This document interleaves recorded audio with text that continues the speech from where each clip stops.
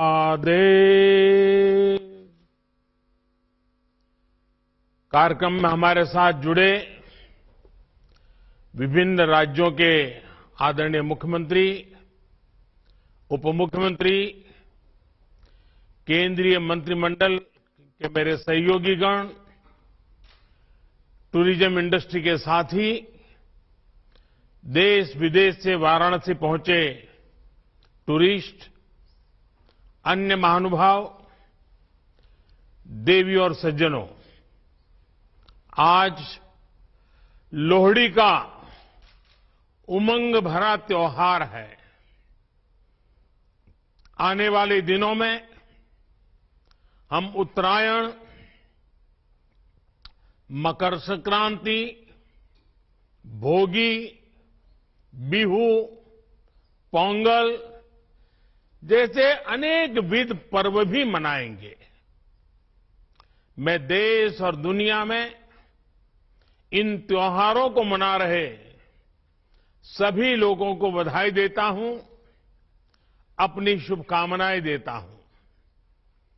साथियों, हमारे पर्वों, दान दक्षिणा, तप तपस्या, हमारे संकल्पों की सिद्धि के लिए हमारी आस्था, हमारी मान्यता का एक अपना महत्व है और इसमें भी हमारी नदियों की भूमिका महत्वपूर्ण है। ऐसे समय में हम सभी नदी जलमार्गों के विकास से जुड़े इतने बड़े उत्सव के साक्षी बन रहे हैं।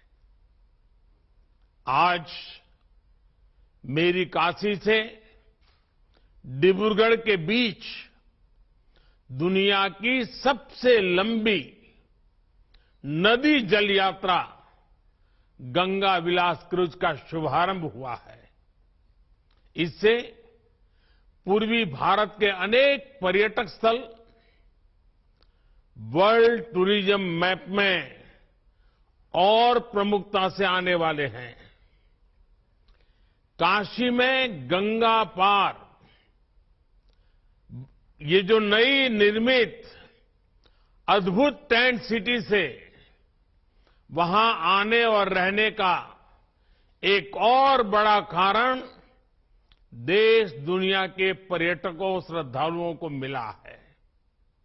इसके साथ साथ आज पश्चिम बंगाल में मल्टी मॉडल टर्मिनल, यूपी और बिहार में फ्लोटिंग जेटी, असम में maritime skill centre, ship repair centre, terminal connectivity project, ऐसे 1000 करोड़ रुपए से अधिक के प्रोजेक्ट का भी शिलान्यास और लोकार्पण हुआ है। ये पूर्वी भारत में ट्रेड और टूरिज्म से जुड़ी संभावनाओं का विस्तार करने वाले हैं, रोजगार के नए अवसर बनाने वाले हैं। साथियों, गंगा जी हमारे लिए सिर्फ एक जलधारा भर नहीं है, बल्कि ये प्राचीन काल से इस महान भारत भूमि की तप तपस्या की साक्षी है। भारत की स्थितियां, परिस्थितियां कैसी भी रही हो, मां गंगे ने हमेशा कोटि कोटि भारतीयों को पोषित किया है, प्रेरित किया है। इससे बड़ा दुर्भाग्य क्या हो सकता है कि गंगा जी के किनारे की पूरी पट्टी की आजादी के बाद विकास में पिछड़ती ही चली गई। आगे जाने की तो बात ही छोड़ दीजिए। इस वजह से लाखों लोगों का गंगा किनारे से पलायन भी हुआ। इस स्थिति को बदला जाना जरूरी था। इसलिए हमने एक नई अप्रोच के साथ काम करना तय किया। हमने एक तरफ नमामि गंगे के माध्यम से गंगा जी की निर्मलता के लिए काम किया, वहीं दूसरी तरफ अर्थ गंगा का भी अभियान चलाया। अर्थ गंगा यानी हमने गंगा के आसपास बसे राज्यों में आर्थिक गतिविधियों का एक नया वातावरण बनाने के लिए कदम उठाए। ये गंगा विलास क्रूज इस अर्थ गंगा में उसके एक अभियान को नई ताकत देगा। उत्तर प्रदेश, बिहार, असम, पश्चिम बंगाल और बांग्लादेश की यात्रा के दौरान ये क्रूज हर तरह की सुविधा मुहैया कराएगा। साथियों, आज मैं उन सभी विदेशी टूरिस्ट का विशेष अभिनंदन करता हूं जिस क्रूज के माध्यम से पहले सफर पर निकलने वाले हैं। आप सभी एक प्राचीन शहर से एक आधुनिक क्रूज से सफर करने जा रहे हैं। मैं अपने इन विदेशी टूरिस्ट साथियों से विशेष तौर पर कहूंगा कि India has everything that you can imagine. It also has a lot beyond your imagination. India can not be defined in words. India can only be experienced from the heart, because India has always opened her heart for everyone, irrespective of region or religion, creed or country. We welcome all our tourist friends from different parts of the world. साथियों, एक cruise यात्रा एक साथ अनेक नए अनुभव लेकर आने वाली है। ये जो लोग इसमें से अध्यात्म की खोज में हैं, उन्हें वाराणसी, काशी, बोधगया, विक्रमशिला, पटना साहिब और माजुली की यात्रा करने का सौभाग्य मिलेगा। जो मल्टीनेशनल क्रूज का अनुभव लेना चाहते हैं, उन्हें ढाका से होकर गुजरने का अवसर मिलेगा। जो भारत की नेचुरल डायवर्सिटी को देखना चाहते हैं, उन्हें ये क्रूज सुंदरवन और असम के जंगलों की सैर कराएगा। जिन लोगों की रुचि भारत में नदियों से जुड़े सिस्टम को समझने में है, उनके लिए यात्रा बहुत महत्वपूर्ण होगी, क्योंकि ये क्रूज 25 अलग अलग नदियां या नदी धाराओं से होकर गुजरेगी। और जो लोग भारत के समृद्ध खान पान का अनुभव लेना चाहते हैं, उनके लिए भी ये बेहतरीन अवसर है। यानी भारत की विरासत और आधुनिकता का अद्भुत संगम हमें इस यात्रा में देखने को मिलेगा। क्रूज टूरिज्म का ये नया दौर इस क्षेत्र में हमारे युवा साथियों को रोजगार, स्वरोजगार के नए अवसर भी देगा। विदेशी पर्यटकों के लिए तो ये आकर्षण होगा ही। देश के भी जो पर्यटक पहले ऐसे अनुभवों के लिए विदेश जाते थे, वे अब पूर्वी भारत का रुख कर पाएंगे। ये क्रूज जहां से भी गुजरेगा, वहां विकास की एक नई लाइन तैयार करेगा। क्रूज टूरिज्म के लिए ऐसी ही व्यवस्थाएं हम देश भर के नदी जलमार्गों में तैयार कर रहे हैं। शहरों के बीच लंबे रिवर क्रूज के अलावा हम अलग अलग शहरों में छोटे क्रूज को भी बढ़ावा दे रहे हैं। काशी में भी इस प्रकार की व्यवस्था अभी चल रही है। ये हर पर्यटक वर्ग की पहुंच में हो, इसके लिए बजट से लेकर लग्जरी क्रूज तक हर प्रकार की सुविधाएं देश में विकसित की जा रही हैं। साथियों, देश में क्रूज टूरिज्म और हेरिटेज टूरिज्म का ये संगम ऐसे समय में हो रहा है जब भारत में पर्यटन का एक बुलंद दौर शुरू हो रहा है।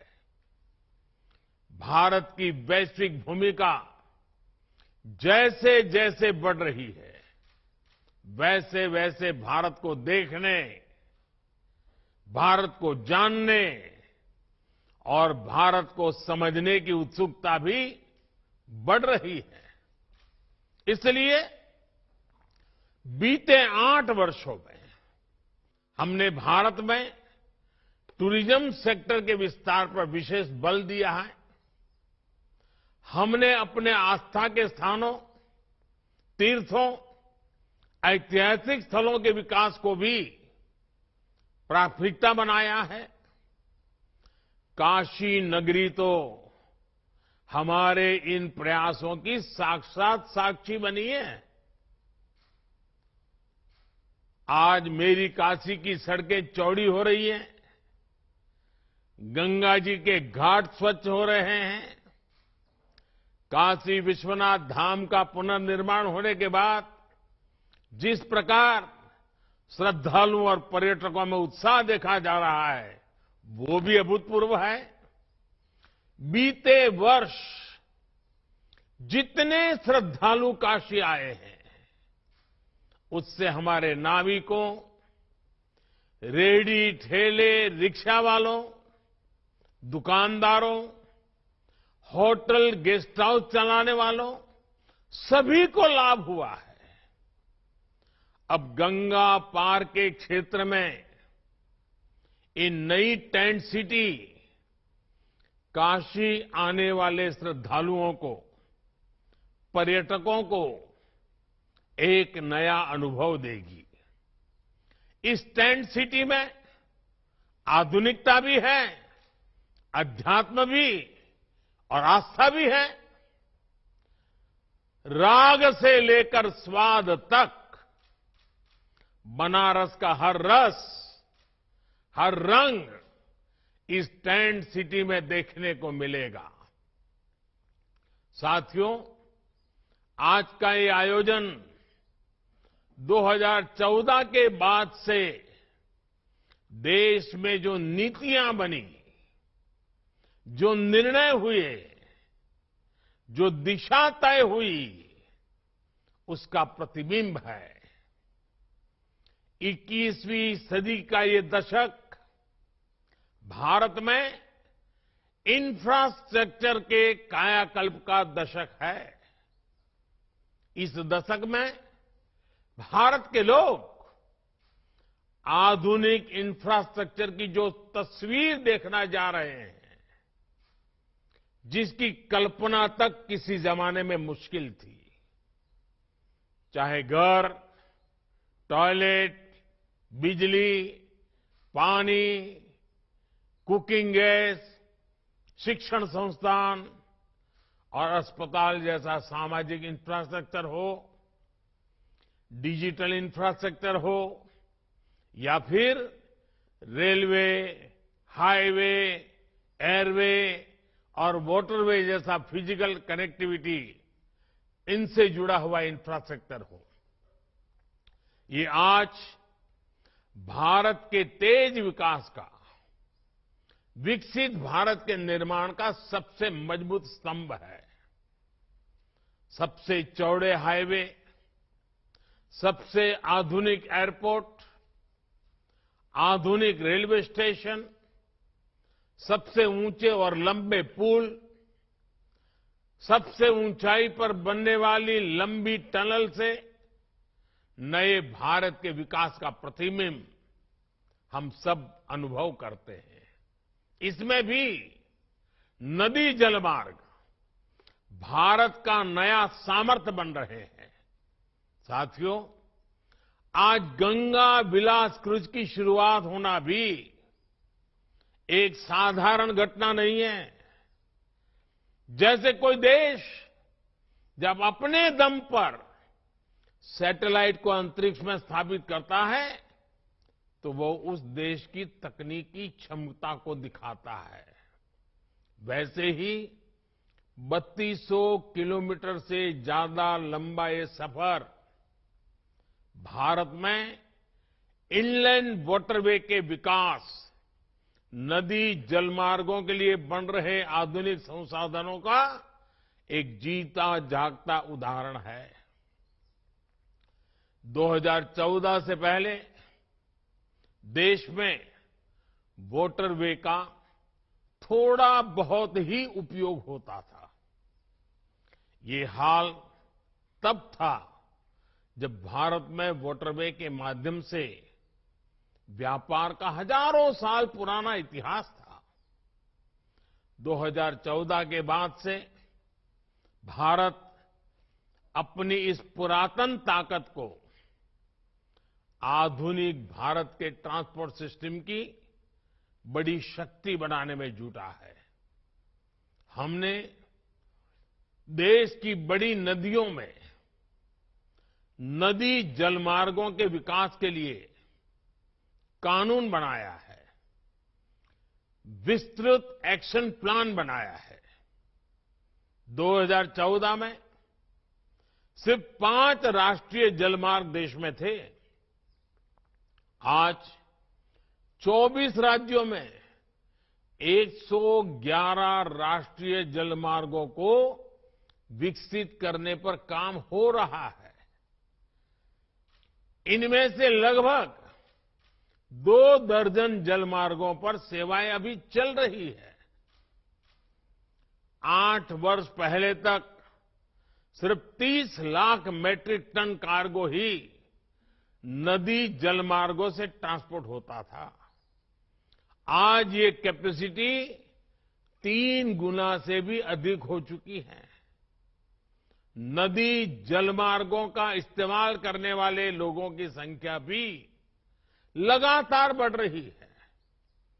इसमें भी गंगा पर बन रहा ये नेशनल वाटरवे पूरे देश के लिए एक मॉडल की तरह विकसित हो रहा है।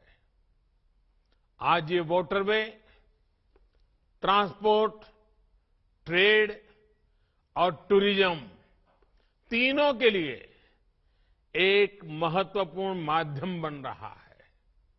साथियों, आज का ये आयोजन पूर्वी भारत को विकसित भारत का ग्रोथ इंजन बनाने में भी मदद करेगा। पश्चिम बंगाल के हल्दिया में आधुनिक मल्टी मॉडल टर्मिनल वाराणसी को जोड़ता है। ये भारत बांग्लादेश प्रोटोकॉल मार्ग से भी कनेक्टेड है और नॉर्थ ईस्ट को भी जोड़ता है।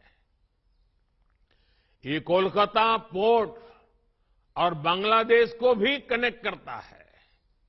यानी ये यूपी, बिहार, झारखंड, पश्चिम बंगाल से लेकर बांग्लादेश तक व्यापार कारोबार को सुगम बनाने वाला है। इसी प्रकार जेटी और रोरो फेरी टर्मिनलों का भी नेटवर्क बनाया जा रहा है। इससे आना जाना भी आसान होगा, मछुआरों को, किसानों को भी सुविधा होगी। साथियों, क्रूज हो, कार्गो शिप हो, ये ट्रांसपोर्ट और टूरिज्म को तो बल देते ही है, इनकी सर्विस से जुड़ी पूरी इंडस्ट्री भी नए अवसरों का निर्माण करती है। इसके लिए जो स्टाफ चाहिए, जो स्किल्ड लोग चाहिए, उसके लिए भी ट्रेनिंग का प्रबंध आवश्यक है। इसके लिए गुवाहाटी में स्किल डेवलपमेंट सेंटर बनाया गया है। जहाजों की मरम्मत के लिए भी गुवाहाटी में एक नई फैसिलिटी का निर्माण किया जा रहा है। साथियों, ये जलमार्ग पर्यावरण की रक्षा के लिए भी अच्छे हैं और पैसों की बचत भी करते हैं। एक स्टडी के मुताबिक सड़क के मुकाबले जलमार्ग से परिवर्तन की लागत 2.5 गुना कम आती है। वहीं रेल के मुकाबले जलमार्ग से परिवहन की लागत 1/3 कम होती है। आप कल्पना कर सकते हैं कि वाटरवे से ईंधन की कितनी बचत होती है, पैसा कितना ज्यादा बचता है। भारत ने जो नई लॉजिस्टिक पॉलिसी बनाई है, उसमें भी तेजी से बन रहे ये वाटरवेज बहुत मदद करने वाले हैं। इसमें भी बहुत महत्वपूर्ण बात ये कि भारत में हजारों किलोमीटर लंबा वाटरवे नेटवर्क तैयार होने की क्षमता है। भारत में जो 125 से ज्यादा नदियां और नदी धाराएं हैं, वो लोगों और सामान के ट्रांसपोर्ट में इस्तेमाल की जा सकती है। ये वाटरवे भारत में पोर्ट लेड डेवलपमेंट को भी बढ़ाने में मदद करेंगे। कोशिश यही है कि आने वाले वर्षों में वाटरवेज, रेलवेज और हाईवेज का मल्टी मॉडल आधुनिक नेटवर्क भारत में बने। हमने बांग्लादेश और अन्य देशों के साथ समझौते भी किए हैं, जिससे नॉर्थ ईस्ट की वाटर कनेक्टिविटी भी सशक्त हो रही है। साथियों, विकसित भारत के निर्माण के लिए सशक्त कनेक्टिविटी आवश्यक है। इसलिए हमारा ये अभियान निरंतर चलता रहेगा। नदी जल शक्ति देश के ट्रेड और टूरिज्म को नई बुलंदी दे, इसी कामना के साथ सभी क्रूज यात्रियों को सुखद यात्रा के लिए अनेक अनेक शुभकामनाएं देता हूं।